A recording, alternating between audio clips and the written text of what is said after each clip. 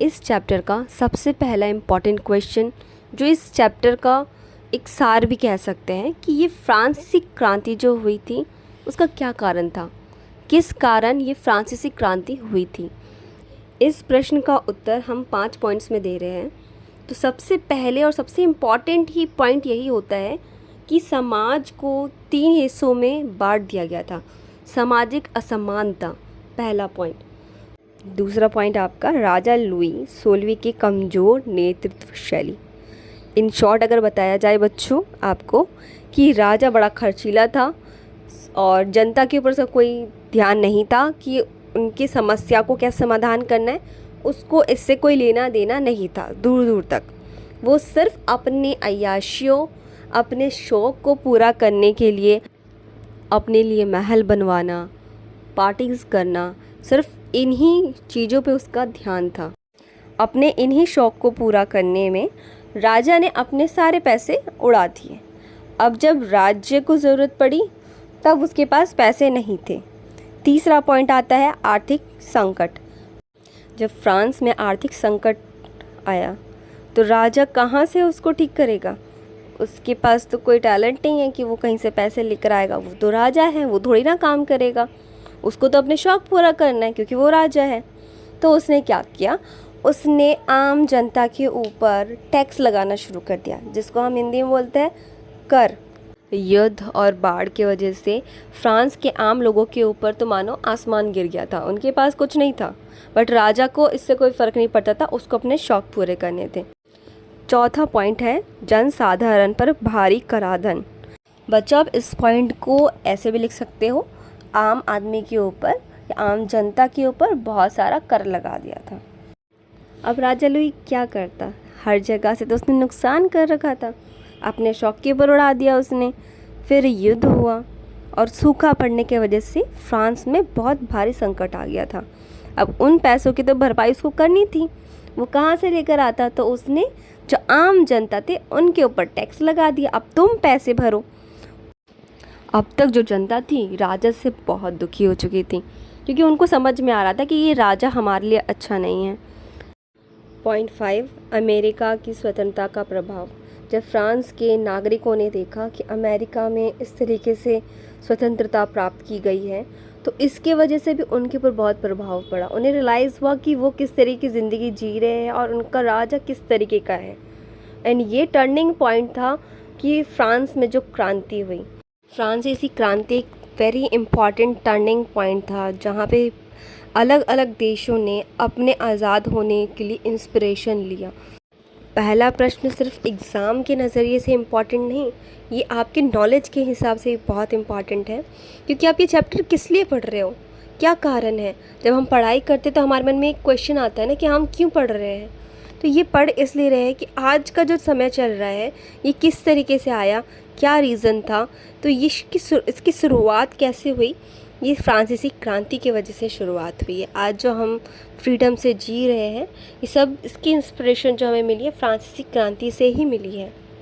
अब दूसरे इम्पॉर्टेंट प्रश्न की तरफ चलते हैं। ये प्रश्न बहुत इजी भी है और बहुत इम्पॉर्टेंट है। प्रश्न 2, फ्रांस में क्रांति के समय 3 वर्ग कौन कौन से थे? तो इस प्रश्न का उत्तर है, पहला वर्ग पादरी, दूसरा वर्ग कुलीन वर्ग, तीसरा वर्ग सामान्य नागरिक। चलिए तीसरे प्रश्न पर आते हैं। प्रश्न 3, बुर्जुआ वर्ग से क्या तात्पर्य है?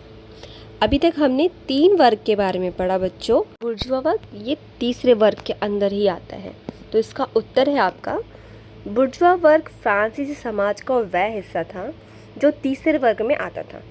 इसमें व्यापारी, उद्योगपति और पेशेवर लोग, मतलब सारे बिजनेसमैन, जो आर्थिक रूप से शक्तिशाली थे लेकिन राजनीति अधिकारों से वंचित थे। इन शॉर्ट एंड सिंपल बच्चों, ये वो वर्ग थे जिनके पास दौलत थी, स्टेटस था, मगर किसी भी तरीके की डिसीज़न को चेंज करने के लिए इनके पास अधिकार नहीं थे। इन शॉर्ट बच्चों, ये वो लोग थे जिनके पास ज़मीन जायदाद, दौलत, स्टेटस सब था, मगर जब पहले वर्ग और दूसरे वर्ग की बात आए तो इसके साथ कोई बराबरी नहीं थी और ना ही वो लोग इनको कोई कह सकते हैं भाव देते थे, और इनको भी सेम नॉर्मल लोग जितना कर देना पड़ता था और सारे रूल्स ओबे करने पड़ते थे। बुर्जुआ वर्ग का फ्रांसीसी क्रांति में बहुत इम्पॉर्टेंट रोल था और जितने भी प्रोटेस्ट स्टार्ट हुए थे ना, ये बुर्जुआ वर्ग से ही शुरू हुए थे। आम जनता को आक्रोश था, गुस्सा था, मगर उनके पास पावर नहीं थी। शुरुआत बुर्जुआ वर्ग से ही हुई थी। चलिए बच्चों, अब नेक्स्ट क्वेश्चन पर आते हैं। तो हमारा क्वेश्चन नंबर 4 है, नेशनल असेंबली का गठन कब और क्यों किया गया था? तो हमारा इसका जवाब है, नेशनल असेंबली का गठन 1789 में तीसरे वर्ग के प्रतिनिधियों ने किया था। इसका उद्देश्य फ्रांस में एक नया संविधान बनाना था जिसमें सभी को समान अधिकार मिले। बच्चों, जो नेशनल असेंबली थी वो तृतीय वर्ग के लोगों का एक ग्रुप था जिनका मोटिव था स्वतंत्रता और समानता। उनका मोटिव यही था कि उनको भाई समान अधिकार चाहिए। हमारा अगला प्रश्न नंबर 5 है, बास्तिल किले पर हमला कब हुआ और इसका क्या महत्व था? प्रश्न का उत्तर देने से पहले बच्चों, आपको ये पता होना चाहिए कि बास्तिल का किला था क्या। और ये एक्चुअल किला नहीं था बच्चों, ये एक जेल था जहाँ पर राजनीतिक विरोधियों को कैद करा जाता था।